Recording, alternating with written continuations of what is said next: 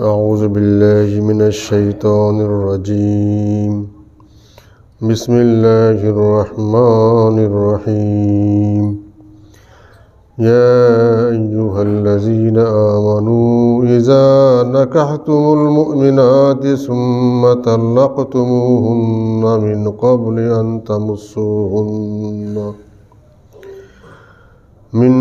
أن تمسوهن فما لكم عليهن من عدة تعتدونها فمتعوهن وسرحوهن سراحا جميلا صدق الله العظيم إن الحمد لله الصلاة والسلام على رسول الله وعلى آله وصحبه أجمعين اللهم صل على محمد وعلى آل محمد كما صليت على إبراهيم وعلى آل إبراهيم إنك حميد مجيد اللهم بارك على محمد وعلى آل محمد كما باركت على إبراهيم وعلى آل إبراهيم إنك حميد مجيد رب اشرح لي صدري ويسر لي أمري واحلل عقدة من لساني يفقهوا قولي আম্মাবাদ উপস্থিত দিনদার পরহেজগার ইমানদার মুসল্লি ভাইরা আসসালামু আলাইকুম রহমতুল্লাহ। আল্লাহ পাকের নিকটে লাখ কোটি শুকরিয়া যে আল্লাহ রাব্বুল আলামিন আমাদেরকে দুনিয়ার হাজারো ফিতনা ফাসাদ থেকে মুক্ত করে আল্লাহর পবিত্র ঘর মসজিদে আসার বসার কোরআন হাদিসের আলোকে কথা বলার কথা শোনার তৌফিক দান করেছেন। এই জন্য আল্লাহ পাকের নিকটে শুকরিয়া আদায় করছি আলহামদুলিল্লাহ। আজকে আপনাদের সামনে সাপ্তাহিক কোরআনের তাফসিরে সূরা আহজাবের ধারাবাহিক তাফসির চলতেছে। সূরা আহজাবের আজকে 49 নম্বর আয়াত থেকে আলোচনা হবে ইনশাআল্লাহ। আজকের এই আয়াতে আল্লাহ রসুল সাল্লাল্লাহু আলাইহি সাল্লামের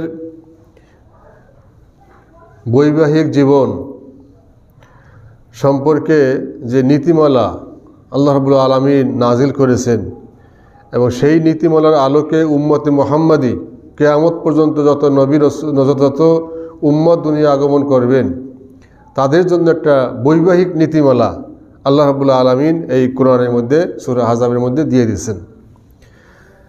আজকের এই আলোচনা থেকে এটাই স্পষ্ট যে ইসলাম একটি পরিপূর্ণ জীবন বিধান, পূর্ণাঙ্গ জীবন বিধান, কমপ্লিট কোড অফ লাইফ। ইসলামের এমন কোনো দিক নাই মানুষের ব্যক্তি জীবন, পারিবারিক জীবন, সামাজিক জীবন, রাষ্ট্রীয় জীবন, অর্থনৈতিক জীবন, সমস্ত জীবন সম্পর্কে আল্লাহ ইসলামে নীতি নির্ধারণ করে দিয়েছেন এবং সেই নীতি নির্ধারণ করেছে এই কোরআন এবং রসুলের সুন্নাহ। এইটাই হলো মাপকাঠি, নীতি নির্ধারণের মাপকাঠি কোরআন এবং রসুলের সুন্নাহ, এর বাইরে কোনো মাপকাঠি নেই। ইসলাম হলো কোরআন, সুন্নাহ, ইজমা, কিয়াস, এই চারটের মধ্যে সীমাবদ্ধ, এর বাইরে কোনো ইসলাম নেই। কথা বুঝতে পারছেন? অমুক হুজুর কি বলছে, অমুক পীর সাহেব কী বলছে, অমুক বুজুর্গ কী বলছে, ঠিক আছে, অমুক মুরব্বী কী বলছে, সেই কথাটা যদি কোরআন সুন্নাহর সাথে মিলে তাহলে ঠিক আছে, না মিললে আস্থা করে নিক্ষেপ করে দিতে হবে। ঠিক আছে, আস্থা করে নিক্ষেপ করে দিতে হবে, মানা যাবে না, সে যত বড়ই কুতুব হোক, যত বড়ই দরবেশ হোক। এই জন্য মূল হলো কোরআন, দলিল, তারপরে হাদিস, এই দুইটার বাইরে কোনো দলিল নেই। কিন্তু আজকে মুসলমানদের দুর্ভাগ্য যে মুসলমানের কোরআন সুন্নাহ থেকে কোনো শিক্ষা নিতে চায় না। বুঝতে পারছেন? এই যে দেখেন, অত্যন্ত পরিতাপের সাথে বলতে হয়, আমি তো প্রতি শুক্রবারে আগে তাফসীর করতাম, আপনাদের অনুরোধে আবার প্রতি মঙ্গলবার শুরু করছি, তাই না? আর যদি আপনারা অনুরোধ করেন প্রতিদিন করবার, প্রতিদিনই করতে পারি। তার কারণ হলো আমার কাছে সবচেয়ে এটা অগ্রাধিকার, কারণ আমি জানি যে এইটার উসুলে আমার জান্নাত, আমি জানি এইটার বিনিময়ে আমি আপনাদের কাছ থেকে 1 টাকাও চাই না, 1টি টাকাও চাই না আমি। কিন্তু তারপরও আমি যে দাওয়াত দেওয়ার পরে গাড় ফিরে আসতে চলে যায়, নামাজ পড়ে গাড় ফিরে চলে যায়। বাসায় যে কী করে, হয় টিভি দেখে, না হয় বউ ছেলে মেয়ের গল্প গুজব করে, না হয় অন্য কোনো কাজ করে, না হয় চার দোকানে আড্ডা দেয়, অথচ নামাজ পড়ে গেল। নামাজ পড়ে গেল, কার নামাজ পড়লো? কার নামাজ? আল্লাহর নামাজ না? তাই কথাটা কার? আমি এখানে যে কোরআন তিলাওয়াত করলাম এটা কার কথা? তাহলে আপনি আল্লাহর নামাজ পড়ে গেলেন আর আল্লাহর কথা আপনি শুনবেন না, যে আল্লাহ কি নীতিমালা কোরআনের মধ্যে দিয়েছে, আপনার ব্যক্তি, পরিবার, সমাজ, রাষ্ট্র কীভাবে চলবে তার নীতিমালা দিয়েছে কোরআনের মধ্যে। এটা শুধু তিলাওয়াত করার জন্য দেয় নাই যে আপনি খালি তিলাওয়াত করবেন, না, বুঝে বুঝে আপনাকে জানতে বলছে, বুঝতে বলছে, আমল করতে বলছে। আপনি যদি নাই বুঝেন, নাই জানেন, আপনি আমল করবেন কীভাবে? তা আজকে আমার দায়িত্ব আমি পালন করে যাচ্ছি। কাল কিয়ামতের ময়দানে যারা কোরআনকে বর্জন করলো, আসামির কাঠগড়ায় দাঁড়াইতে হবে ইনশাআল্লাহ। এই কোরআন বলে, এটা আমি বলি না, কোরআনের কথা বলে। বুঝতে পারছেন? ওয়াকাল রাসূলু ইয়া রাব্বি ইন্না কওমি ইত্তাখাযু হাযাল কুরআনা মাহজুরা, সূরা আল ফুরকানের 30 নম্বর আয়াত। আল্লাহ রসুল বলবেন, ইয়া রাব্বি, হে আমার রব, ইন্না কওমি ইত্তাখাযু হাযাল কুরআনা মাহজুরা, আমার এই কওম, আমার জাতি কোরআনকে তারা পরিত্যাজ্য করছিল, পরিত্যাগ করছিল। তারা এই কোরআন তারা পড়তো না, কোরআন বোঝার চেষ্টা করতো না, কোরআন শেখার চেষ্টা করতো না। তা আল্লাহ রসুল যার বিরুদ্ধে মামলা দায়ের করে দেবে কিয়ামতের ময়দানে, তার বাঁচার কোনো উপায় আছে? আপনি যত বড় দরবেশ হন আর কুতুব হন, আপনি সারা দিন সারা রাত বিরুদ্ধে সিজদায় পড়ে থাকেন, আপনার বিরুদ্ধে কাল কিয়ামতের ময়দানে আল্লাহ রসুল মামলা দিয়ে দেবেন। আল্লাহ কোরআন পাঠাইছে এক বস্তাবন্দি করে, গিলাপ দিয়ে ঢাইকিয়া সুন্দর করে ওই তাকের উপরে রেখে দেওয়ার জন্য না, আর মাঝে মাঝে একটু নামাইলেন, একটু তিলাওয়াত করলেন, এই জন্য কোরআন পাঠায় নেই। কোরআন পাঠাইছে আপনার সমস্ত সমস্যার সমাধান।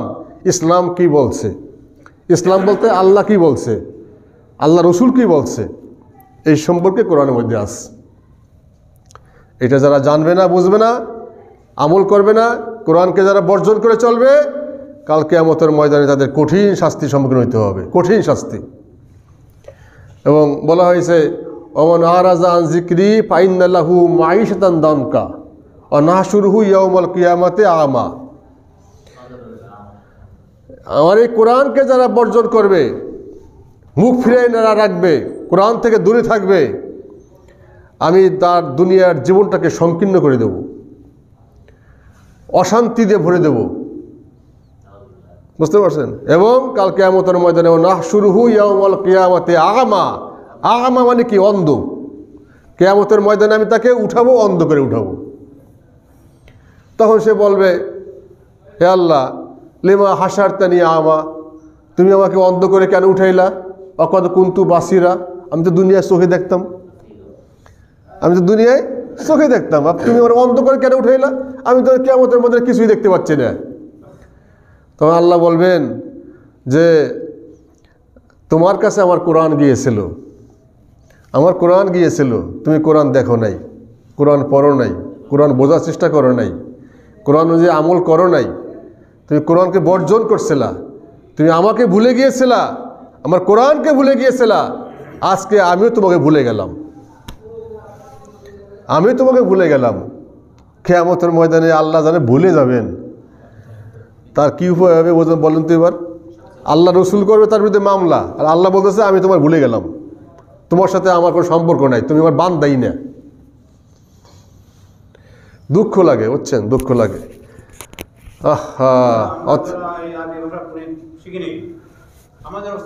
শেখার চেষ্টা করতে হবে। মুরব্বী শোনেন,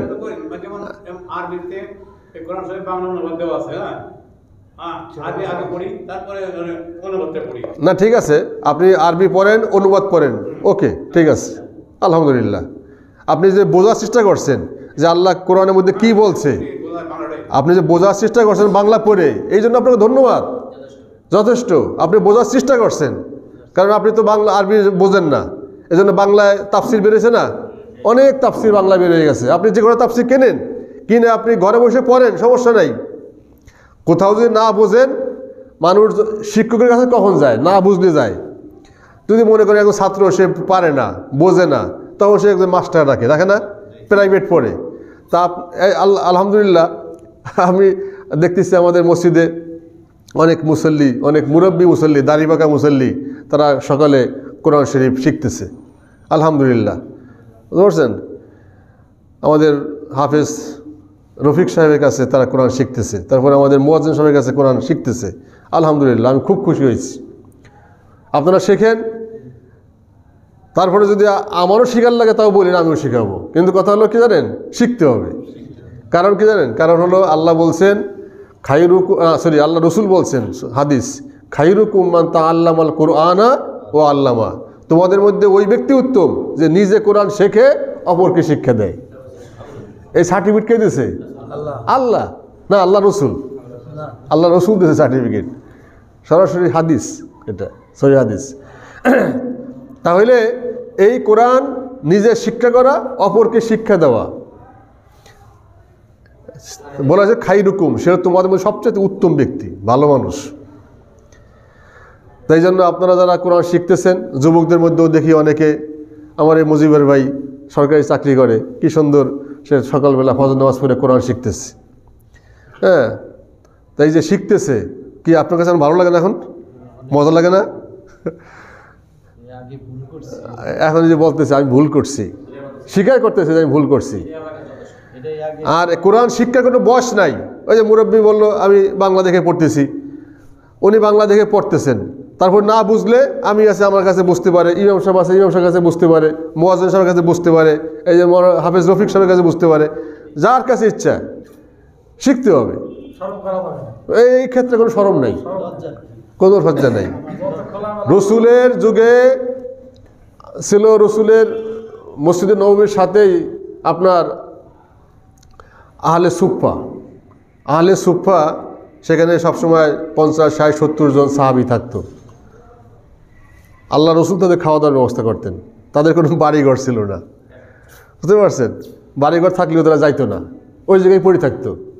তাদের থাকার একমাত্র উদ্দেশ্য ছিল 24 ঘন্টা রসুলের সান্নিধ্যে থাকা, রসুল বলবে তার হাদিস গ্রহণ করা, রসুল একটা কথা বললে তো হাদিস, রসুলের হাদিস গ্রহণ করা, রসুলের কাছ থেকে শিক্ষা গ্রহণ করা, কোরআন শিক্ষা করা, হাদিস শিক্ষা করা, এইটা ছিল তার একমাত্র উদ্দেশ্য। তারা বাড়িঘর ছাড়িয়ে দিয়েছিল। সব সময় মসজিদে নববীতে আহলে সুফার 60-70 জন থাকতো। তাহলে তাদের তো বয়স, তাদের অনেক অনেক বুড়ো হয়ে গেছে, বুড়োও ছিল তার মধ্যে অনেক। এই জন্য শিক্ষার কোনো বয়স নাই, দোলনা থেকে একেবারে কবর পর্যন্ত।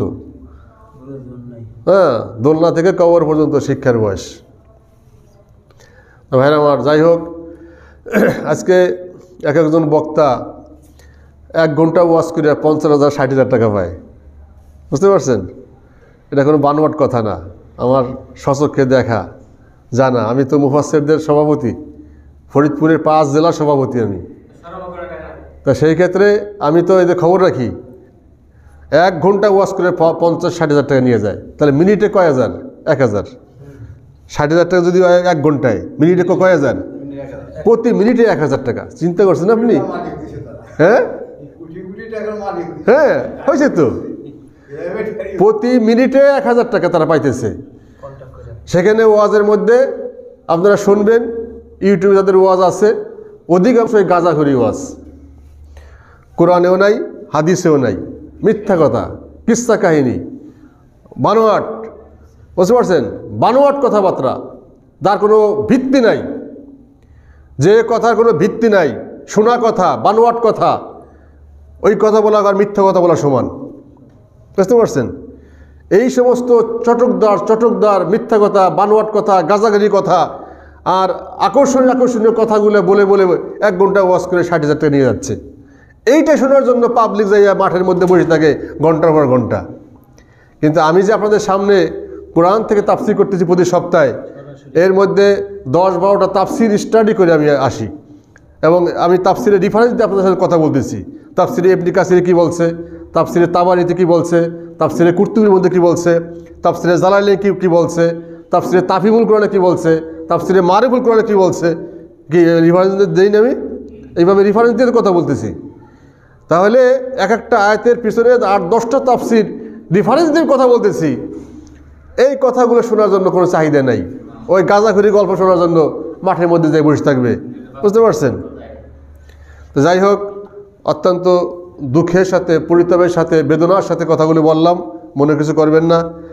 আমি চাই যে আমার এলাকার যারা আছে তারা যেন সবাই কোরআনে তাফসীরে বসে সপ্তাহে 2টা দিন, 2টা ঘন্টা কোরআনের পক্ষে কি আপনার ব্যয় করতে পারবেন না? কি পারবেন না? তাহলে নিয়ত করে নেন যে অন্তত প্রতি মঙ্গলবার বা দেশা, প্রতি শুক্রবার বা দেশা একটা করে ঘন্টা আমি কোরআনের জন্য দান করব। এটা আগামী কিয়ামতের ময়দানে আপনার নাজাতের একটা উসিলা হয়ে যাবে। আপনারা কোরআনের ছাত্র, কোরআনের ছাত্র হয়ে কবরে যান, কবর আযাব মাপ। কোরআনের ছাত্র হয়ে কিয়ামতের ময়দানে ওঠেন, সূর্যের তাপ আপনার গায়ে লাগবে না, নূরের তাজাল্লি, নূরের আপনার তাজ আপনার মাথায় পরিয়ে দেওয়া হবে। কোরআন সুপারিশ করে আপনাকে জান্নাতে নিয়ে যাবে। দেখে আমার কথা না রাসূলের কথা? হ্যাঁ, আসিয়ামু ওয়াল কুরআনু ইয়াশফাআন লিল আবদি ইলা ইয়াউমিল কিয়ামা। রোজা এবং এই কোরআন, এই দুইটা আপনাকে কিয়ামতের ময়দানে সুপারিশ করবে, আর তাদের সুপারিশ কবুল করা হবে। যাই হোক, আজকে রসুলের পারিবারিক জীবন, বৈবাহিক জীবন সম্পর্কে আলোচনা করা হয়েছে। এখানে অনেক যুবকরাও আছে, তাদের জীবন অনেক কাজে লাগবে। বিয়ের শর্ত কি কি, বিয়ে করতে হলে কি কি লাগবে, কি না হলে বিয়ে হবে না, এই সম্পর্কে আলোচনা করা হয়েছে। বুঝতে পারছেন? কারে বিয়ে করতে পারবে, কারে বিয়ে করতে পারবে না, আল্লাহ তার রসুলকেও জানাই দিয়েছেন। তবে রসুলের জন্য কিছু জিনিস খাস, এটা আমাদের জন্য না, সেটা আমি আলোচনা করবো ইনশাআল্লাহ।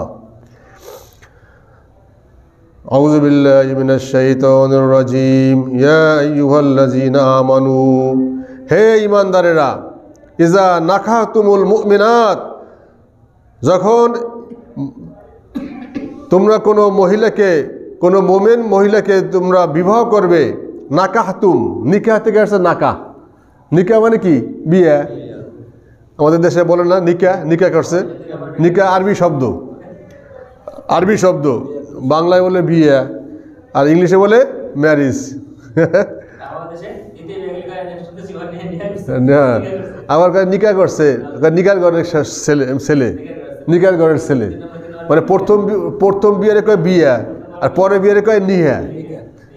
নিহা কয়, নিহা কয় নিহার ঘরের ছেলে, বাংলায় কয় নিহার ঘরের ছেলে, মানে নিহাটাকে তাচ্ছিল্য শুধু বলে, তাচ্ছিল্য করে বলতেছে। প্রথম বিয়ে হলো বিয়া, আর পরে বিয়ে হলো নিহা। অথচ নিকাহ কিন্তু আরবি শব্দ, আল্লাহ কোরআনের মধ্যে বলছে। আপনি যদি বলেন নিকাহ বা নাকাহা, নাকাহা বলেন, নাকাহার মধ্যে 3টা অক্ষর আছে, নুন কাপ হা, আপনার 30টা আপনার নেকি হয়ে গেল। জোরে সুবহানাল্লাহ। আপনি খালি বলবেন নাকাহা, ওই তো, এটা হলো ভুল, বিয়ে, কিন্তু এটা তো ভুল। এই নিকাহ শব্দটা আরবি শব্দ। ইজা নাকাহাতুম, নাকাহাতুম, এই যে নাকাহাতুমের মধ্যে 5টি অক্ষর আছে। কয়টি? আপনি যখন বলবেন নাকাহাতুম, তুমি বিবাহ করেছো, আপনার 50টা নেকি হয়ে গেছে, আপনার আমলনামায় জমা হয়ে গেছে। জোরে বলুন সুবহানাল্লাহ। বুঝছেন? এই জন্য আরবি শব্দ উচ্চারণ করলে এটা সওয়াব হবে। বুঝতে পারছেন? আপনি বললেন মাশা আল্লাহ, তাই না? এখানে যতগুলো অক্ষর আছে, 6-7টা অক্ষর আছে, আপনার আমলনামায় জমা হয়ে গেল। বুঝতে পারছেন? আপনি বললেন সুবহানাল্লাহ, অনেকগুলো নেকি আপনার আমলনামায় জমা হয়ে গেল। আরবি শব্দ। আলহামদুলিল্লাহ, নেকি আপনার আমলনামায় জমা হয়ে গেল। আল্লাহু আকবার, নেকি আপনার আমলনামায় জমা হয়ে গেল। বুঝতে পারছেন? এই জন্য এই আরবি শব্দগুলো সবসময় উচ্চারণ করতে হবে। ইজা নাকাহতুমুল মুমিনাত, যখন তোমরা কোনো মুমিন নারীকে বিয়ে করবে। সুম্মা তাল্লাকতুমুহুন্না মিন ক্বাবলি আন তামাসসুহুন্না, এরপরে তাদেরকে স্পর্শ করার পূর্বে যদি তাদেরকে তোমরা তালাক দিয়ে দাও। বিবাহ করছে কিন্তু এখনও স্পর্শ করে নাই, স্পর্শ করার আগেই যদি তোমরা তালাক দিয়ে দাও, তাহলে এটা কি হবে? তাহলে আল্লাহ বলছেন ফামা লাকুম আলাইহিন্না মিন ইদ্দাতিন তাতাদুনাহা, তাহলে তোমাদের কোনো ইদ্দাত পালন করার কোনো প্রয়োজন নাই। ইদ্দাত বুঝছেন তো? ইদ্দাত হলো কোনো মহিলাকে তালাক দিলে আপনার 3 মাস 10 দিন তার ইদ্দাত পালন করতে হয়। 3 মাস, 3 তহুর, 3 মাস, এই 3 মাস আপনার ইদ্দাত পালন করতে হয়। কারণ হলো যদি ওই মহিলার ঘরে তার সন্তান থাকে তাহলে সন্তান ওই হবে আপনার সে প্রেগনেন্ট হবে, প্রেগনেন্ট হইলে এই সন্তানের মালিক আগের স্বামী ধরা হবে। নাহলে ইদ্যত পালন করলো না, তালাক দেওয়ার পরের দিনই আরেকজন বিয়ে করলো, বিয়ে করার পরে ওই মহিলার গর্ভে আগের স্বামীর সন্তান রয়ে গেছে। কথা বুঝে আসছে? ওই মহিলার গর্ভে আগের স্বামীর সন্তান রয়ে গেছে, কনসেপ্ট করছে কিন্তু এখনো প্রকাশ পায় নাই, কিন্তু পরবর্তী স্বামীর ঘরে গেল, যাওয়ার পরে ওই স্বামীর আপনার কারণে তার সন্তান হয় নাই, সন্তান হয়েছে আগের স্বামীর কারণে। তা এখন এই সন্তানের মালিক কে হবে? সন্তানের মালিক তো আরেকজন হয়ে গেল। এই জন্য আল্লাহ এই সিস্টেমটা চালু করছে। দেখছেন, দেখেন কি বৈজ্ঞানিক, ইসলাম কত বৈজ্ঞানিক, যে আপনি কোনো মহিলাকে তালাক দিবেন, তালাক দেওয়ার পরে ওই মহিলার গর্ভে আপনার সন্তান আছে কিনা এটা প্রুফ করার জন্য 3 মাস অপেক্ষা করতে হবে। 3 মাসের মধ্যে প্রকাশ পাবে। কোনো মহিলা যদি কনসেপ্ট করে তাহলে 3 মাসের মধ্যে প্রকাশ পাবে, সে প্রেগনেন্ট হয়েছে সে বুঝতে পারবে, এটা মেডিকেল টেস্টে ধরা পড়বে এবং তার বন্ধ হয়ে যাবে, মাসিক বন্ধ হয়ে যাবে। না আমি বলতেছি এরপরে তার মাসিক বন্ধ হয়ে যাবে, তখন কি হবে? তখন ওই সন্তান ভূমিষ্ঠ হওয়ার আগ পর্যন্ত সে অন্য কোথাও আর বিয়ে বসতে পারবে না। সন্তান ভূমিষ্ঠ হবে, এরপরে সন্তানের 2 বছর দুধ খাওয়াবে, তারপরে তার বিবাহ হবে। বুঝতে পারছেন? এই জন্য 3 মাস অপেক্ষা করতে হবে। 3 মাসের মধ্যে যদি কোনো কিছু প্রকাশ না পায় তাহলে বুঝতে হবে আগের স্বামীর কোনো সন্তান তার গর্ভে নাই, অতএব যাও তুমি এবার বিয়ে বসো। দেখেন ইসলাম কত বৈজ্ঞানিক, মজবুত। বলছে যে আর যদি সে যে বিয়ে করছে কিন্তু স্পর্শ করে নাই, মানে তাদের সাথে কোনো সম্পর্ক হয় নাই, দৈহিক সম্পর্ক হয় নাই, তাহলে আর ইদ্যত পালন করার কোনো প্রয়োজন নাই, যেহেতু ওর গর্ভে কোনো সন্তানই নাই, ওরা তো স্পর্শই করে নাই, অতএব সন্তান তো এখনও আসে নাই। অতএব যেদিন তালাক দেবে তার পরের দিন মানুষ এসে বিয়ে বসতে পারবে। হ্যাঁ, কথাটা আপনি এখনো বোঝেন নাই।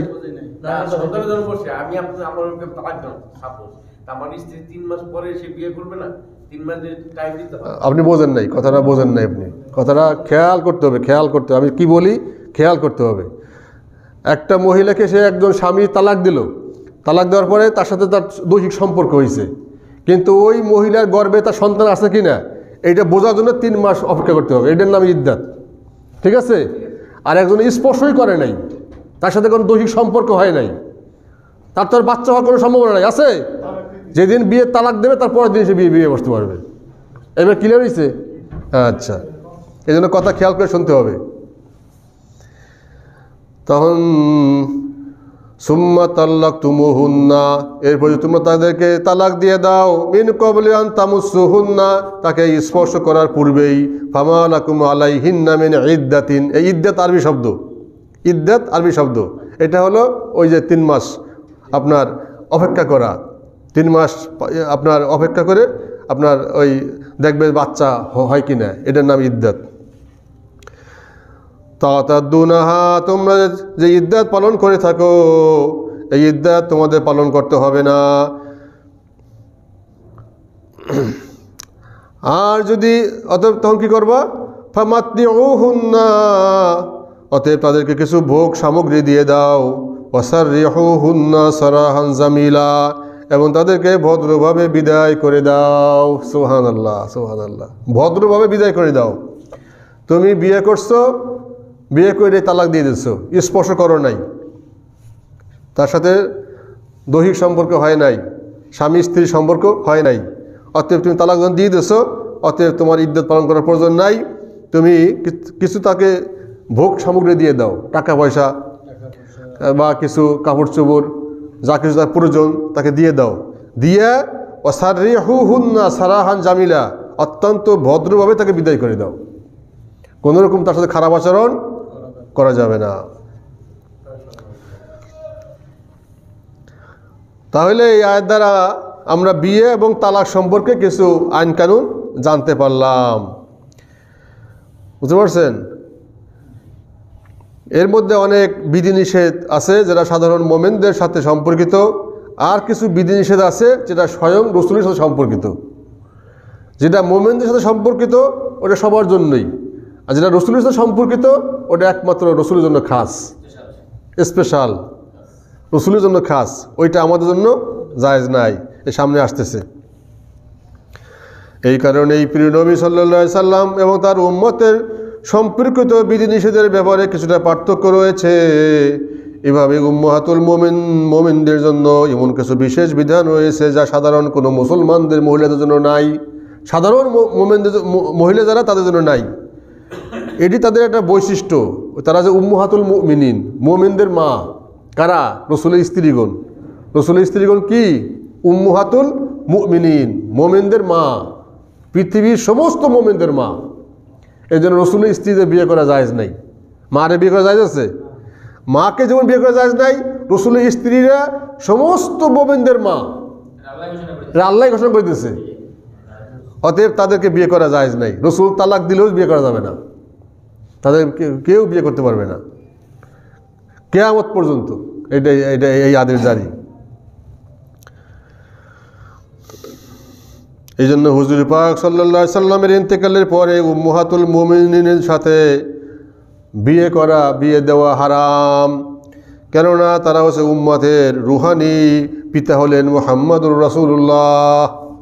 উম্মতের রুহানি পিতা, উম্মতের রুহানি পিতা মুহাম্মদুর রাসূলুল্লাহ। আর এই জন্য রাসূলুল্লাহর স্ত্রীগণ হলো আমাদের রুহানি মা। এই জন্য বলে আম্মাজান আয়েশা, বলে না? আম্মাজান আয়েশা, আম্মাজান খাদিজা কেন বলে? হ্যাঁ, এইটা আল্লাহ ঠিক করে দিচ্ছে। এই জন্য তাদের সাথে এই আদব রক্ষা করা প্রত্যেকটা মুসলমানের জন্য কর্তব্য। এর দ্বারা নবী করিম সাল্লাল্লাহু আলাইহি সাল্লামের আপনার কষ্টের কারণ হতে পারে। তো এই জন্য আপনার এই আইনটা করা হয়েছে। এটা তাফসিরে মারিফুল কোরআনের মধ্যে এই তাফসিরটা করা হয়েছে। ইয়া আইয়ুহাল্লাযীনা আমানু, হে ঈমানদারেরা, তোমরা ইজা নাকাতুমুল মুমিনাত, এই আয়াতের ব্যাখ্যায় আল্লামা সানাউল্লাহ পানিপতি রহমতুল্লাহ লিখেছেন, ইজা নাকাতুমুল মুমিনাত, এই যে ইজা নাকাতুমুল মুমিনাত, এই বাক্যে মুমিনাত শব্দটি ব্যবহারের মাধ্যমে এদিকে ইঙ্গিত করা হয়েছে যে মুসলমানদের কর্তব্য হলো অন্য মুসলমান মহিলাকে বিয়ে করা, অন্য মুসলমান মেয়েকে বিয়ে করা। মুসলমানদের কর্তব্য হলো কি? অন্য মুসলমান মেয়েকে বিয়ে করা। সে অন্য কোনো ধর্মের মেয়েকে বিয়ে করতে পারবে না। এই জন্য এই কথা লাগছে ইজা নাকাতুমুল মুমিনাত, মুমিনাত, যে যখন তোমরা কোনো মুমিন নারীকে বিয়ে করো, শব্দটা মুমিনাত লাগাই দিচ্ছে। অন্য কোনো নারীকে বিয়ে করা জায়েজ নাই। সুম্মা তাল্লাকতুমুহুন্না, এই আয়াতের ব্যাখ্যায় আল্লামা বগবী রহমতুল্লাহ লিখেছেন, এই বাক্যটি দ্বারা প্রমাণিত হয় বিয়ের পূর্বে তালাকের কোনো গুরুত্ব নাই। বিয়ের পূর্বে তালাকের কোনো গুরুত্ব নেই, তালাক লোভ বিয়ের পরে। কেউ যদি বলে আমি যদি তোমার বিয়ে করি তা তুমি তালাক, বুঝতে পারছেন? এইভাবে বলা জায়েজ নাই। আমি বিয়ে করলে তুমি তালাক, হ্যাঁ, শর্ত দিয়েছে আগেই। আসে? হ্যাঁ। তবে কেউ যদি বলে যে আমি যে স্ত্রী লোককে বিয়ে করি, আমি যে স্ত্রী লোককে বিয়ে করি তাকে তালাক, এই কথা বললে কোনো স্ত্রী লোককে বিয়ে করলেই তালাক হয়ে যাবে, বুঝতে পারছেন? এটা আবার একটা আলাদা কথা। আমি যদি কোনো স্ত্রী লোককে বিয়ে করি তারই তালাক, তারই সে তো বিয়ে করলেই তো তালাক হয়ে যাবে, বুঝছেন? হ্যাঁ, এটা এই ব্যাপারে হযরতে আলী, হযরত আব্দুল্লাহ ইবনে আব্বাস, হযরতে মাজ, হযরতে জাবের, হযরতে আয়েশা এই মত পোষণ করছেন এবং এটা তাফসিরে মাঝারির মধ্যে আসছে এই মতটা।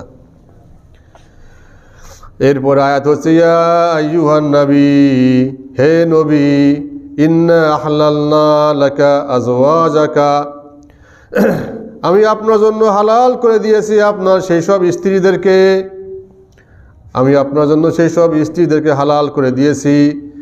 কোন কোন স্ত্রী? আল্লাতী আতাইতা উজুরাহুন্না, যাদের আপনি দেনমোহর আপনি আদায় করে দিয়েছেন তাদেরকে আপনার জন্য হালাল করে দিয়েছি। ওয়া মা মালাকাত ইয়ামিনুকা মিম্মা আফা আল্লাহ আলাইকা, আর সেই সব নারীদেরকেও আমি আপনার জন্য হালাল করে দিয়েছি যারা আপনার মালিকানাধীন রয়েছে, যাদেরকে আল্লাহ পাক আপনাকে দান করেছেন যুদ্ধলব্ধ সম্পদ রূপে। যুদ্ধলব্ধ সম্পদ রূপে আপনাকে দান করছেন। আগে সিস্টেমটা ছিল, মনে করেন একটা যুদ্ধ হয়েছে, মুসলমানদের সাথে যুদ্ধ হয়েছে, যেমন খন্দকের যুদ্ধ। খন্দকের যুদ্ধে, তারপরে আপনার উহুদের যুদ্ধ, বদরের যুদ্ধ। এই যুদ্ধ হওয়ার পরে কাফেররা পরাজিত হয়েছে, পরাজিত হয়ে তারা বন্দী হয়েছে। বন্দী হওয়ার পরে ওই বন্দী হয়ে যারা যে সমস্ত পুরুষ এবং নারীরা আসছে, ওইটা এখন মুসলমানদের সম্পদ। কি? গনিমতের মাল। তরবারি পাওয়া গেছে, ডাল পাওয়া গেছে, বর্ষা পাওয়া গেছে, তীর পাওয়া গেছে, ঘোড়া পাওয়া গেছে, সব গনিমতের মাল। এটা মুসলমানদের সম্পদ। যে নারী আসছে যুদ্ধবন্দী হইয়া, ওটাও সম্পদ, তবে এটা আল্লাহ রসুলের জন্য। আল্লাহ রসুলের জন্য এটা সম্পদ। আল্লাহ হালাল করে দিয়েছেন যে এই সমস্ত যুদ্ধলব্ধ সম্পদ এই বাদীরা আপনার জন্য হালাল। এটা তখন ছিল, তখন এই আইনটা ছিল, বুঝতে পারছেন? এখন তো সেই ধরনের যুদ্ধও নাই, ওই ধরনের সম্পদ এখন আমাদের নাই, ঠিক আছে? কিন্তু তারপরও আল্লাহ রসুল তাদেরকে ওইভাবে বিয়ে না করে ব্যবহার করেন নাই। আল্লাহ রসুল বিবাহ না করে ব্যবহার করেন নাই। তিনি সামনে আসতেছে এইভাবে দুইজন আপনার দাসী যারা যুদ্ধ যাদেরকে পাওয়া গেছে, আপনার দুইজনকে, একজন মারিয়া কিপ্তিয়া, একজন সাফিয়া, এই দুইজন হলো দাসী ছিল, তাদেরকে আল্লাহ রসুল মুক্ত করে দিয়েছেন। মুক্ত করে দিয়ে হালাল উপায়ে বিয়ে করছেন। হ্যাঁ, কিন্তু আল্লাহ রসুলের জন্য এটা হালাল ছিল, বিয়ে না করেও ব্যবহার করতে পারতেন, কিন্তু এটা আল্লাহ রসুল তা করেন নাই, করেন নাই।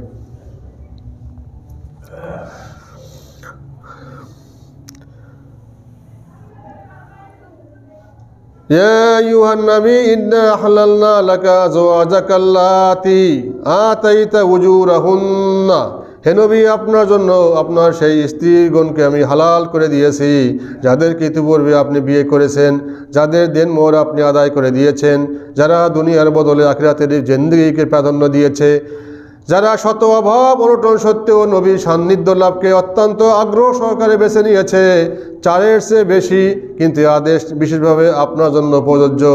আপনি ব্যতীত আর কারো জন্য চারের অধিক স্ত্রী রাখার অনুমতি নাই। পাইছেন? এবার আপনি ছাড়া অন্য কারো জন্য চারের অধিক স্ত্রী রাখার কোনো অনুমতি নাই। এই চারজনের অতিরিক্ত স্ত্রী গ্রহণ করা এটা একমাত্র আপনার জন্য খাস। এই জন্য আল্লাহ রসুল একই সঙ্গে 9 জন স্ত্রীও রাখছেন। তার 10 জন স্ত্রী ছিল, একসঙ্গে তিনি 9 জন পর্যন্ত তিনি রাখছেন। এখানে তাফসিরে তাবারির মধ্যে এই আয়াতের ব্যাখ্যা করেছেন উবাই ইবনে কাব রাদিয়াল্লাহু তাআলা আনহু, এই আয়াতের এই ব্যাখ্যা করছেন। আর ইমাম কুরতুবী রাহমাতুল্লাহ আলাইহি বলেছেন, অধিকাংশ উলামা ইকরামের মতে এটিই হলো আলোচ্য আয়াতের সঠিক ব্যাখ্যা। এই যে এই আয়াতের মধ্যে যে আপনার আজওয়াজাকা অর্থ আপনার স্ত্রী, আজওয়াজাকা, এই শব্দটি দ্বারা উম্মাহাতুল মুমিনদেরকে উদ্দেশ্য করে বলা হয়েছে, যারা দুনিয়ার মোকাবেলায় আখিরাতকে তারা পছন্দ করেছে এবং যাদের দেনমোহরও আপনি আদায় করে দিয়েছেন। এই তাফসিরে কুরতুবীর মধ্যে উল্লেখ করা হয়েছে আপনি তাদের দেনমোহর আদায় করে দিয়েছেন। আল্লাহ তার রসুলকে বলছে যে আপনি স্ত্রী বিয়ে করবেন, আপনার দেনমোহর দেওয়া লাগবে না। সুবহানাল্লাহ, কাল আপনার জন্য এটা জায়েজ, আপনার দেনমোহর দেওয়া লাগবে না। কিন্তু আল্লাহ রসুল তাদেরকে দেনমোহর ছাড়া বিয়ে করেননি, বুঝতে পারছেন? দেনমোহর ছাড়া তিনি বিয়ে করেন নাই। আল্লামা সানাউল্লাহ পানিপতি রহমতুল্লাহ লিখেছেন যে হযরত রাসূল করিম সাল্লাল্লাহু আলাইহি সাল্লাম অবস্থা এই ছিল যে তিনি প্রত্যেক স্ত্রী দেনমোহরে বিয়ের সঙ্গে সঙ্গে আদায় করে দিতেন।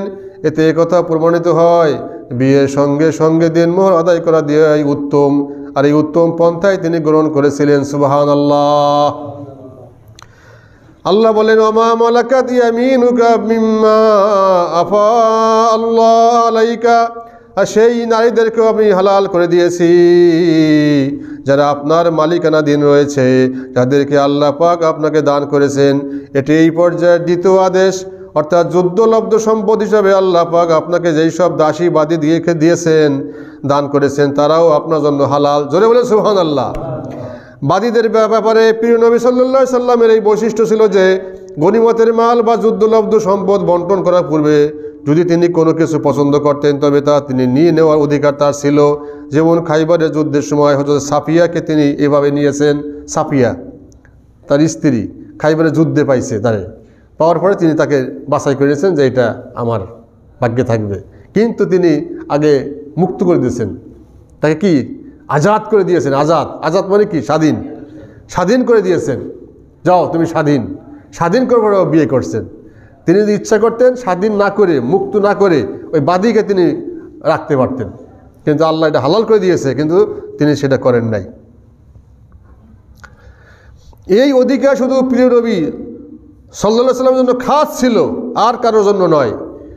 এমনিভাবে দুশমনদের পক্ষ থেকে যদি কোনো হাদিয়া তো বা আসতো, তবে তাও তিনি তার মালিক হইতেন। এরপরে আল্লাহ রাব্বুল আলামিন বলেন, ওয়া বানাতে আম্মিকা ওয়া বানাতে আম্মাতিকা ওয়া বানাতে খালিকা ওয়া বানাতে খালাতিকা আল্লাতি হাজারনা মাক। সুবহানাল্লাহ। আল্লাহ রসুল কারে কারে বিয়ে করতে পারবে তাও এখানে একেবারে ভাঙ্গে ভাঙ্গে বলে দিয়েছে। সুবহানাল্লাহ। আর এই পর্যায়ে তৃতীয় আদেশ হলো, হে রসুল, আপনার জন্য আমি হালাল করে দিয়েছি কি, আপনার বানাতে আম্মিকা, আপনার চাচাতো বোন, ও বানাতে আম্মাতিকা, আপনার ফুফতো বোন, ও বানাতে খালেকা, আপনার খালাতো বোন। এই খালা, খালা আরবি শব্দ, খালেকা, দেখছেন, খালেকা। ও বানাত মানে কন্যা, বানাত মানে কি কন্যা। আর হলো খালেকা, খালা, খালা, খালা, কা মানে আপনার, আপনার খালা, আপনার খালার মেয়ে কি হয়, খালাতো বোন। বানাতে খালেকা, আপনার খালার কন্যা মানে আপনার খালাতো বোন। ও বানাতে খালাতেকা, আর এখানে ওই যে মামাতো বোনকে বলা হয় বানাতে খালেকা, এটা মামাতো বোন। আর বানাতে খালাতেকা এলো খালাতো বোন। মামাতো বোন খালাতো বোন একই শব্দ বেরাই, খালেকা আর খালাতেকা। আল্লাতি হাজারনা মাকা, কিন্তু শর্ত হলো তাদেরকে হিজরত করতে হবে। একটা শর্ত লাগাই দিয়েছে, তাদেরকে মক্কা থেকে মদিনায় হিজরত করতে হবে। তারা যদি ইসলাম ধর্ম গ্রহণ করে মক্কা থেকে হিজরত করে মদিনায় চলে যায়, তাহলে আপনি আপনার চাচাতো বোন, ফুফাতো বোন, খালাতো বোন, মামাতো বোন এদেরকে আপনি বিয়ে করতে পারবেন। আর যদি হিজরত না করে আপনি বিয়ে করতে পারবেন না, কারণ হিজরত না করলে বুঝতে হবে যে পুরোপুরি সে ইমানদার হয় নাই, তার ভিতরে মুনাফিকি আছে। যার কারণে আল্লাহ রসুল আবু তালেব তো রসুলের চাচা, আবু তালেবের কন্যাকে আল্লাহ রসুল বিয়ের প্রস্তাব দিয়েছিলেন। তার নাম হল উম্মে হানি। কি নাম? উম্মে হানি, আবু তালেবের কন্যা, রসুলের আপন চাচাতো বোন। তাকে আল্লাহ রসুল বিয়ের প্রস্তাব দিয়েছিলেন। বিয়ের প্রস্তাব দেওয়ার পরে সেই উম্মে হানি বলছে, ইয়া রাসূলুল্লাহ, আমার অবস্থা খুবই দুর্বল, আমার সন্তান খুবই ছোট, এই মুহূর্তে আমার বিয়ে করা সম্ভব না। ঠিক আছে।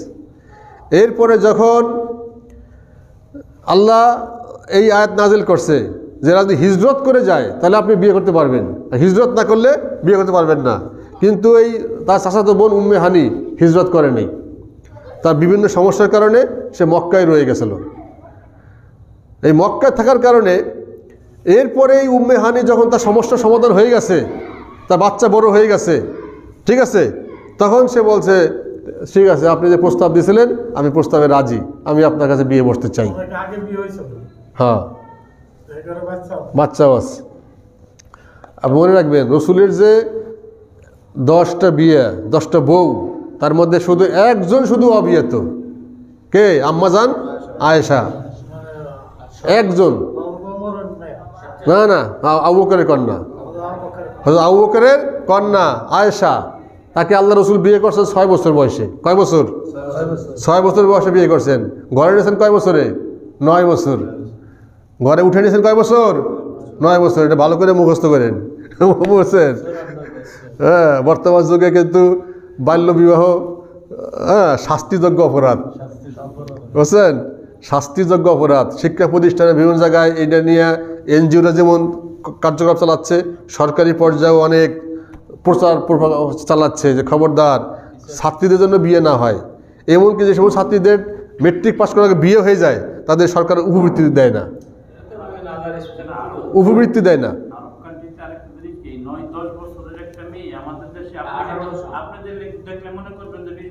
হ্যাঁ, এই যে রফিক ভাই বলছে ঠিক কথা, তাদের গ্রোথ বেশি।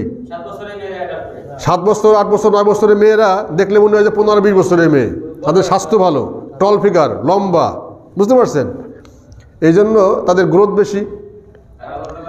আর আল্লাহ রাব্বুল আলামিন তো জানেন যে একটা মেয়ে কয় বছরে সে বাচ্চা ধারণ করতে পারে, কয় বছরে সে ম্যাচিউরড হয়। সেই জন্য আপনার এই আল্লাহ রসুল 9 বছরের সময় আয়েশাকে ঘরে নিয়েছেন, 9 বছরের সময়। তো সেই ক্ষেত্রে ইসলামে এই বয়স কোনো বাধা না, ইসলামে বয়স কোনো বাধা না। যদি সে আপনার উপযুক্ত হয়, স্বাস্থ্য ভালো হয়, হ্যাঁ স্বাস্থ্য ভালো হয়, উপযুক্ত হয়, তাকে বিয়ে করতে পারবে। কিন্তু রাষ্ট্রীয় আইন হলো 18 বছরের আগে, 16 বছরের আগে, এখন 16 বছর, 17 বছরের আগে কোনো মেয়ের বিয়ে হবে না।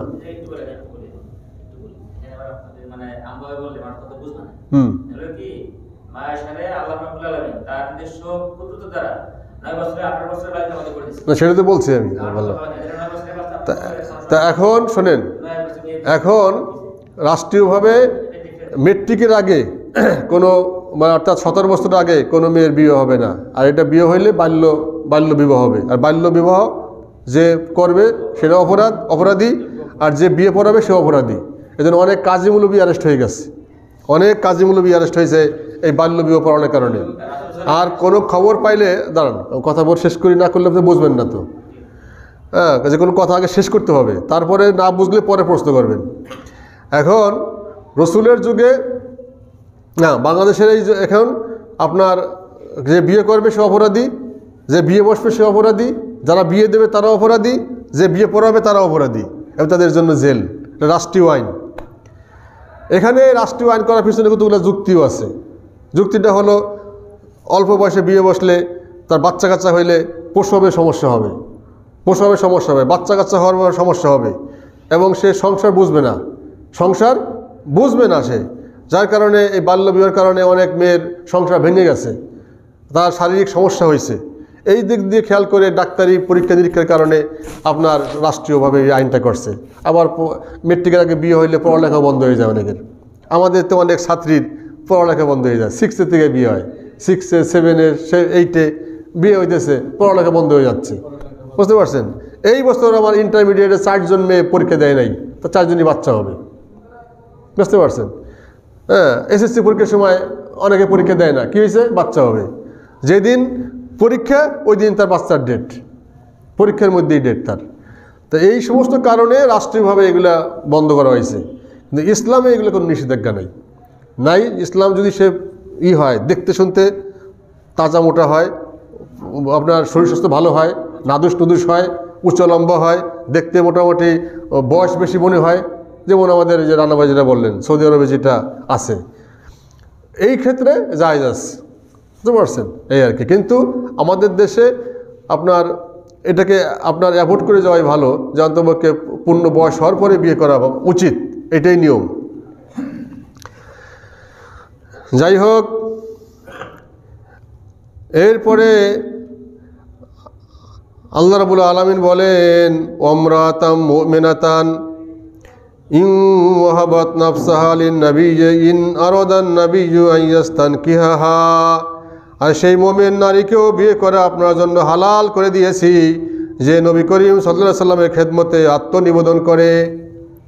আল্লাহ বলতেছেন ওয়ামরাতাম মুমিনাতান, ওই সমস্ত মুমিন নারীকেও আমি আপনার জন্য বিয়ে হালাল করে দিয়েছি, যে ইউ ওয়াহাবাত নাফসাহা লিন-নবী, যে নবীর জন্য নিজেকে হেবা করে দিয়েছে।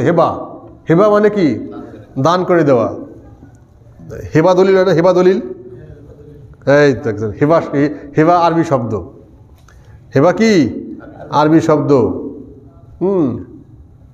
হেবা দলিল মানে দানপত্র। ইউ ওয়াহাবাত নাফসাহা লিন-নবী, যে মহিলা রসুলের জন্য নিজেকে হেবা করে দিয়েছে। আত্মনিবেদন করেছে, ইয়া রাসূলুল্লাহ আমি আপনার কাছে বিয়ে বসতে চাই। এরকম অনেক মহিলা নিজেকে আত্মনিবেদন করছে। এইটা যদি করে তাহলে বলতেছে এই সমস্ত মেয়েকেও আপনার জন্য আমি হালাল করে দিয়েছি। অর্থাৎ দেনমোহর ব্যতীত নবী করিম সাল্লাল্লাহু আলাইহি ওয়াসাল্লাম স্ত্রী হতে ইচ্ছুক, তার সাথে দাম্পত্য সম্পর্ক গড়ে তুলতে চায় এমন কাউকে যদি আপনি ইচ্ছে করেন তবে আপনি বিয়ে করতে পারেন, আপনার কোনো দেনমোহর দেওয়া লাগবে না। এটা রাসূলের জন্য খাস। আমাদের কিন্তু দেনমোহর ছাড়া বিয়ে করা জায়েজ নাই। দেনমোহর দেওয়া কি ফরজ, বুঝতে পারছেন? কিন্তু রাসূলের জন্য দেনমোহর ফরজ না। হ্যাঁ, কিন্তু তারপরেও আল্লাহ রাসূল দেনমোহর ছাড়া কাউকে বিয়ে করেন নাই। কথা বুঝে আসছে? কাউকে তিনি বিয়ে করেন নাই, দেনমোহর তিনি সাথে সাথে দান করছেন। হ্যাঁ,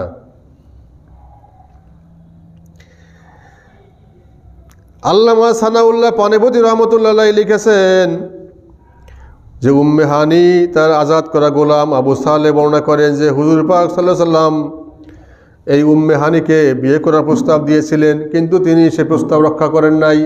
এরপরে যখন আবার তিনি উম্মে হানি আবার পরে বিয়ের প্রস্তাব দিয়েছেন যে এবার আপনি আমার বিয়ে করেন, আল্লাহ রাসূল অস্বীকার করেছেন। কেন অস্বীকার করছেন? অস্বীকার করার কারণ হলো যে হিজরত করে নাই। ওই যে আগে আয়াতে বলছে যদি সে হিজরত না করে আর বিয়ে করতে পারবেন না। আল্লাহ রাসূল পরে বলছেন না, তোমাকে এখন বিয়ে করা সম্ভব না। খালিসাতান লাকা মিন দুনিল মুমিনিন, আর এই অবস্থা শুধু নবী করিম সাল্লাল্লাহু আলাইহি ওয়াসাল্লামের জন্য খাস, অন্য কোনো মুমিনের জন্য নয়। কেননা মুসলমানদের বিয়েতে স্বামীর পক্ষ থেকে দেনমোহর আদায় করা পূর্ব শর্ত, এটা স্বামীর কর্তব্য, বুঝতে পারছেন? আর যদি দেনমোহর ধার্য না করে বিয়ে করে, ধার্য করে নাই, তাহলে বিয়ের পরে মোহরে মিসাল দিতে হবে। মোহরে মিসাল কাকে বলে? মোহরে মিসাল বলে তার অন্য অন্য ভাইরা বিয়ে করছে, অন্য অন্য বোনরা বিয়ে করছে, বিয়ে দিছে, তার পরিবারের মধ্যে যাদের বিয়ে হয়েছে তাদের দেনমোহর কত ছিল ওইর উপরে দেনমোহর ধার্য করে দিতে হবে। এটা কেবল মোহরে মিসাল, এই মোহর দিতেই হবে।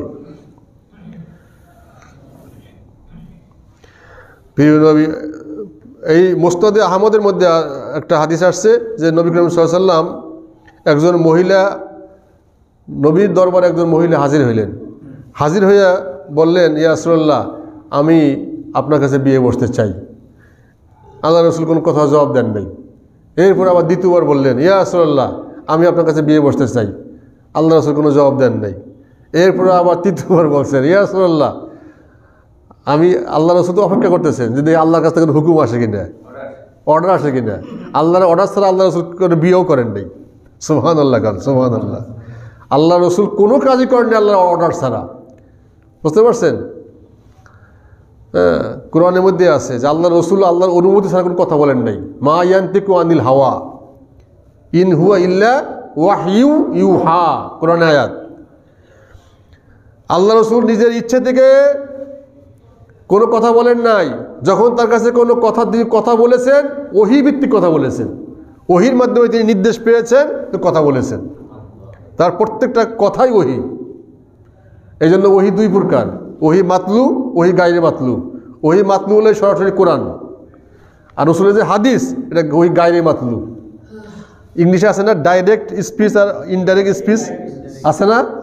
এটা হলো ডাইরেক্ট আর ওটা হলো ইনডাইরেক্ট, দুইটাই আল্লাহর কথা। সুবহানাল্লাহ। এটা আল্লাহ সরাসরি বলছে, ওটা রাসূলের মিডিয়ায় বলছে, রাসূলের মাধ্যমে বলছে, ইনডাইরেক্ট।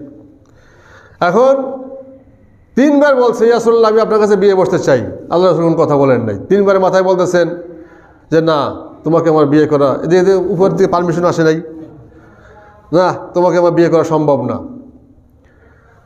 তখন একজন সাহাবী দাঁড়াইছে, ইয়া রাসূলুল্লাহ আপনি যদি বিয়ে না করেন তাহলে আমার কাছে বিয়ে দেন।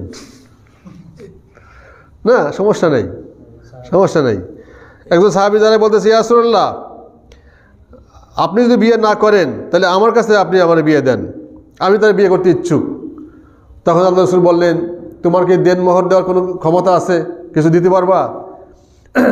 বলতেছে, ইয়া রাসূলুল্লাহ আমার এই পরনে একটা লুঙ্গি আছে, এছাড়া আমার কিছুই নেই। দেখছেন একজন সাহাবী, একজন সাহাবী সে বলতেছে, ইয়া রাসূলুল্লাহ আমার পরনে একটা লুঙ্গি আছে, জামার কথা বলে নাই। এ দ্বারা কি বোঝা যায়? তার জামা ছিল না, জামা ছিল না, লুঙ্গিটাই ছিল। এমনও আসছে কিতাবের মধ্যে একজন সাহাবী আপনার একটাই পোশাক তার, বুঝতে পারছেন? তার নিচের ডুক ঢাকলে উপরের ডুক খালি থাকে, উপরের ডুক ঢাকলে নিচের ডুক খালি থাকে, এবং যার কারণে ওই নিচের ডুক পইরেই তিনি নামাজ পড়তেন। হ্যাঁ, আর একজন সাহাবী উহুদের যুদ্ধে ইন্তেকাল করছেন। ইন্তেকাল করার পরে তারা কাফন দেবে, কাফন দেওয়ার মতো কোনো কাপড় তার কাছে ছিল না। তার একটা চাদর ছিল, যে চাদরটা পেঁচাইয়ে তিনি নামাজ পড়তেন, একটাই চাদর ছিল। ওই চাদরটা দিয়েই কাফন দেওয়ার সিদ্ধান্ত হইল, কিন্তু চাদরটা ছোট ছিল, মাথা ডাকলে পা বেরিয়ে যায়, পা ডাকলে মাথা বেরিয়ে যায়। তো আল্লাহ রসুল বললেন, তোমরা কাজ করো, তার মাথা ঢেকে দাও চাদর দিয়ে, আর পাটা ওই যে আপনার ঘাস আছে, ঘাস লম্বা লম্বা, হ্যাঁ স্কিন ঘাস, এই যে ভাই মনে আছে, হ্যাঁ স্কির, হ্যাঁ এই ঘাস আছে, এই ঘাস দিয়ে পাউটা ঢেকে দাও। সুবহানাল্লাহ, সুবহানাল্লাহ। দেখছেন সাহাবীদের জীবন, দেখেন এইভাবে তার কবর দেওয়া হয়েছে। সে শহীদ ছিল, উহুদের যুদ্ধে শহীদ হয়েছে। গোটা পৃথিবী এক পালায় দিলেও তার সমান হবে একজন সাহাবী শহীদ, অথচ তার কাপড় মতন ছিল না তার। এখন সাহাবী বলতে, ইয়া রাসূলুল্লাহ, আমার এই লুঙ্গি ছাড়া আর কিছুই নাই। আল্লাহ রাসূল বললেন, তোমার লুঙ্গি যদি তুমি দিয়ে দাও, তুমি পরবা কি? তুমি তো উলঙ্গ থাকবা, তোমার তো লুঙ্গি দেওয়া যাবে না। তোমার কাছে কি কোনো একটা আংটিও নাই, লোহার আংটি হাতে দেওয়া, লোহার একটা আংটিও নাই? ইয়া রাসূলুল্লাহ, আমার কোনো আংটিও নাই। তাহলে কি করা যায়? তুমি কি কোরআনের কোনো আয়াত তোমার মুখস্থ আছে? ইয়া রাসূলুল্লাহ, হ্যাঁ আমার আছে। তাহলে তুমি যেটা তোমার মুখস্থ আছে ওইটাই তোমার স্ত্রী শিখাই দেবা, এইটাই তোমার দেনমোহর। তোমার যে সূরাটা মুখস্থ আছে ওইটাই তোমার স্ত্রীকে তুমি শিক্ষা দিবা, এইটাই তোমার দেনমোহর। দেখেন আল্লাহ রসুল যে শিক্ষা বিস্তারে তার কি অবদান, এইটা তার দলিল। শিক্ষাকে তিনি গুরুত্ব দিতেন। তুমি ওই কোরআনগুলোকে শিখাই দেবা, এইটাই তোমার দেনমোহর। কারণ তারে তুমি কোরআন শিক্ষা দিয়েছো, কোরআন শিক্ষা দেওয়ার বিনিময়ে তুমি কিছু হাতিয়ে পাইতা না? হ্যাঁ, প্রাইভেট পড়ালে টাকা পাওয়া যায় না? তা তুমি তো মাস্টার, পড়াবা, হাতিয়ে তো নিবা না, যেটা নিবা না ওইটাই তোমার দেনমোহর। দেখছেন, পরে ওইভাবে তার সাথে আল্লাহ রসুল তার সঙ্গে বিয়ে দিয়ে দিয়েছেন, বিয়ে হয়ে গেছে। কদ আলিমনা মা ফরজনা আলাইহিম ফি আজওয়াজিহিম ওয়া মা মালাকাত আইমানুহুম, এই আয়াতটি দিয়ে আজকে শেষ হবে। স্ত্রী এবং দাসদাসী সম্পর্কে আমি যে বিধান নির্ধারণ করে দিয়েছি তা আমি ভালো করে জানি, হে রাসূল, আপনার পক্ষে যেন কোনো অসুবিধা না হয়, এই জন্য এই ব্যবস্থা। আল্লাহ পাক অত্যন্ত ক্ষমাশীল, অতীব দয়াবান। সুবহানাল্লাহ। এখানে আল্লাহ পাক বিবাহ সম্পর্কে যে বিধান তিনি প্রবর্তন করেছেন তার মধ্যে একটি হলো, কোনো স্ত্রী লোক অভিভাবক ব্যতীত বিয়ে বসতে পারবে না। এই যে এখন আইন বলবে, আইনের কথা শুনেন, কোনো স্ত্রী লোক তার অভিভাবক ব্যতীত বিয়ে বসতে পারবে না। তার অলি লাগবে। একটা মেয়ে যায় একা একা বিয়ে বসবে, এটা ইসলামে জায়েজ নাই। বুঝতে পারছেন?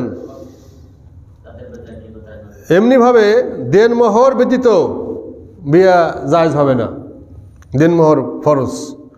এমনিভাবে সাক্ষী ব্যতীত বিয়ে শুদ্ধ হবে না, সাক্ষী লাগবে দুইজন। কয়জন? দুইজন। তাহলে কয়টা হইল? একটা হলো অলি ছাড়া বিবাহ হবে না, 2 নম্বর দেনমোহর ছাড়া বিবাহ হবে না, 3 নম্বর সাক্ষী ছাড়া বিবাহ হবে না। আজকে অনেকেই গোপনে গোপনে বিয়ে করে, আছে না? ছেলে মেয়ে প্রেম করে গোপনে গোপনে বিয়ে করে, বুঝতে পারছেন? এই বিয়ে জায়েজ নাই। তারপরে কোর্ট ম্যারেজ করে, কোর্ট ম্যারেজে বিয়ে জায়েজ নাই। কেন জায়েজ নাই? কোর্টই বলে যে বিয়ে, আমরা তো বিয়ে দিতেছি না, আমরা বিয়েটাকে করতেছি, হ্যাঁ দলিল করতেছি, নোটিফিকেশন করতেছি, ডকুমেন্ট, আমরা তো বিয়ে দিচ্ছি না। হ্যাঁ, অতএব ওই কোর্টে যে একা একা বিয়ে বসবে ওইটাও জায়েজ নাই, কোর্টই স্বীকার করে যে বিয়ে জায়েজ নাই। হ্যাঁ, এমনিভাবে কোনো পুরুষ একসঙ্গে 4 জন স্ত্রী চার জনের বেশি রাখতে পারবে না, এইটাও আইন। একজন স্ত্রী একসঙ্গে 4 জনের বেশি রাখতে পারবে না। হ্যাঁ, একজন মারা গেল আর একজন বিয়ে করতে পারবে, একজন মারা গেল আর একজন বিয়ে করতে পারবে, একজন তালাক দিল আর একজন বিয়ে করতে পারবে, কিন্তু একসঙ্গে 4 জনের বেশি রাখতে পারবে না। এর মধ্যে তার স্ত্রী মারা গেছে 10 জন, তালাক দিয়েছে 15 জন, 25টাও বিয়ে করতে পারবে। বুঝতে পারছেন? তালাক দিয়েছে 50 জনরে, ছাড়িয়ে দিয়েছে 100 জনের, 150 জনের বিয়ে করতে পারবে, কিন্তু একসঙ্গে 4 জনে রাখতে পারবে না। এরকম আছে নাকি? এরকম আছে?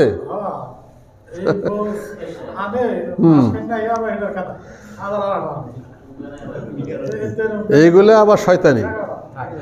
তার কারণ কি শোনেন, বিয়ে আল্লাহ 4টা জায়েজ রাখছে ঠিকই, কিন্তু আল্লাহ আবার বলছে তুমি যদি তার হক আদায় করতে না পারো তোমার জন্য একটা। কয়টা? একটা। এখন 4টা বিয়ে করলো, 4টা বিয়ের সে হক আদায় করলো না, 4 জন স্ত্রীর প্রতি বৈষম্য করলো। একজনের বেশি দেয়, বেশি খাওয়ায়, বেশি কাপড় দেয়, বেশি টাকা পয়সা দেয়, বেশি আদর করে, বেশি সময় দেয়, আর একজনের খবরই নেয় না, এটা জায়েজ নেই। আল্লাহ রসুলের 9 জন স্ত্রী ছিল, 9 জনকে তিনি সময় ভাগ করে দিয়েছেন, কার পরে কে, কার সাথে কতক্ষণ অবশ্য তিনি কাটাবেন টাইম ভাগ করে দিয়েছেন, এবং রুটিন করে দিয়েছেন। রুটিন মধ্যে সবাই জানতো যে আজকে আমার পালা, বুঝতে পারছেন? হযরতে আয়েশা একটু বেশি সময় পাইতো, এর কারণ কি জানেন? ওই যে সাফিয়া নামে একজন মহিলা ছিল, সাফিয়া, উনি ছিল বৃদ্ধ, উনি এক ইহুদি কন্যা, যুদ্ধলব্ধ সম্পত্তি হিসাবে তারা পাইছে, আল্লাহ রসুল তাকে মুক্তি করে দিয়ে বিয়ে করছেন, কিন্তু উনি ছিলেন বৃদ্ধ। দেন বৃদ্ধকালে তার বিয়ে করছে। সে বলছে যে আমার সময়টা আমি আয়েশাকে দান করে দিলাম, জোরে বলছে সুবহানাল্লাহ, যে কারণ আমার তো বৃদ্ধ হয়ে গেছে, আমার তোর প্রয়োজন নেই, আমার সময়টা আমি আয়েশা যুবতী মেয়ে ওরে দিয়ে দিলাম। বুঝতে পারছেন? আর আয়েশাকে জিজ্ঞেস করা হয়েছে, আল্লাহ রসুল জিজ্ঞেস করছেন যে আমি যে অন্য স্ত্রীর কাছে যাই, এটা কি তোমার কোনো সমস্যা হয় না তো, তুমি তো কষ্ট পাও না তো? আয়েশা জবাব দিয়েছে, আমার যদি ক্ষমতা থাকতো তাহলে আমি আপনারে বাইন্ধে রাখতাম, আমার কাছ থেকে কোথাও যাওয়া দিতাম না। সুবহানাল্লাহ, কত ভালোবাসতো রসুলকে, যে আমি আপনাকে আটকে রাখতাম, আমার ক্ষমতা থাকতো। যেহেতু ক্ষমতা নাই, কেন নাই? যে আল্লাহ ভাগ করে দিয়েছে, আল্লাহ সময় আপনার নির্ধারণ করে দিয়েছে। এখানে আমি যদি বাধা দেই তাহলে আমার গুনাহ হবে, এই জন্য বাধা দেয় নাই কখনো। এবং এই 9 জন স্ত্রীর মধ্যে কোনো হিংসা, বিদ্বেষ, পরস্ত্রীকাতরতা এগুলো ছিল না। এবং আল্লাহ রসুল এই 9 জন স্ত্রীদের মধ্যে আপনার কোনো বৈষম্য করেন নাই, বেইনসাফি করেন নাই, ইনসাফ কায়েম করছেন। এটা কেন করছেন? গোটা বিশ্বের কিয়ামত পর্যন্ত মুসলিম উম্মার জন্য একটা শিক্ষা, যে তুমি যদি একাধিক স্ত্রী রাখো তাদের সাথে তুমি এইভাবে আচরণ করো, বৈষম্য করবা না, কোনো রকম বৈষম্য করবা না। 4 জনকে সমান অধিকার, সমান সময়, সমান খাদ্য, সমান কাপড় চোপড়, সমান টাকা পয়সা, সমান বাড়ি গাড়ি দিতে হবে। বুঝতে পারছেন? এতে সৌদি আরবের সমস্যা নাই, তাকে বাড়ি আছে 4টা, 4 জনের 4টা বাড়ি দিয়ে দেয়, গাড়ি আছে 4টা, 4 জনের 4টা গাড়ি দিয়ে দেয়, তাদের পয়সার অভাব নাই। বাংলাদেশে একাধিক বিয়ে যারা করে, শতকরা 100 জনের মধ্যে আমি ধরবো 100 জনই, 99 জনের বেশি তারা বৈষম্য করে। এই সম্পর্কে জ্ঞান নাই, যার কারণে তারা এই ইসলাম সম্পর্কে জ্ঞান না থাকার কারণে তারা এই বৈষম্য আচরণ করার কারণে তারা গুনার ভাগী হয়ে যায়। এই জন্য যারা বৈষম্য করবে তাদের জন্য বিয়ে জায়েজ নাই, তাদের জন্য একটাই বিয়ে, একটাই। হ্যাঁ, একটাই ঠিক মতো পালতে পারে না। লিকাইলা ইয়াকুনা আলাইকা হারাজুন, প্রিয় নবী সাল্লাল্লাহু আলাইহি ওয়াসাল্লামের জন্য বিবাহ সম্পর্কিত এই বিশেষ বিধান ইতিপূর্বে ঘোষণা করা হয়েছে। কারণ হলো, হে রাসূল, লিকাইলা ইয়াকুনা আলাইকা হারাজুন, যাতে আপনার কোনো অসুবিধা না হয়। সুবহানাল্লাহ, যাতে আপনার কোনো অসুবিধা না হয়, এজন্য আমি আপনার জন্য 4-এর অধিক স্ত্রী রাখার ব্যবস্থা করে দিচ্ছি। তাহলে এই যে আয়াতের ব্যাখ্যায় ইমাম রাজি রহমতুল্লাহ বলেছেন যে আল্লাহ পাক ইরশাদ করেছেন, হে রাসূল, বিবাহ সম্পর্কে আপনার যে কর্তব্য এবং স্ত্রীদের ব্যাপারে আপনার যে দায়িত্ব তা ইতিপূর্বে বর্ণিত হয়েছে, আর আপনার উম্মতের যে বিধান রয়েছে সে সম্পর্কে আমি অবগত। আর তা হলো, অভিভাবক ব্যতীত, দেনমোহর ব্যতীত, 2 জন সাক্ষী ব্যতীত কোনো বিয়ে শুদ্ধ হবে না। আর হে রাসূল, আপনার জন্য যে বিধান পেশ করা হয়েছে তার কারণ হলো আপনার যেন কোনো অসুবিধা না থাকে, আপনার অন্তর যেন আল্লাহ পাকের তরফ থেকে অবতীর্ণ ওহী গ্রহণের জন্য সর্বদা প্রস্তুত থাকে, মানুষের নিকট আল্লাহ পাকের মহান বাণী পৌঁছানোর কাজে আপনি যেন সর্বক্ষণ নিয়োজিত থাকতে পারেন, এই জন্য আপনার জন্য এই ব্যবস্থা করে রেখেছি। ওয়া কানাল্লাহু গফুরুর রহিমা, আর আল্লাহ পাক অত্যন্ত ক্ষমাশীল, অতীব দয়াবান।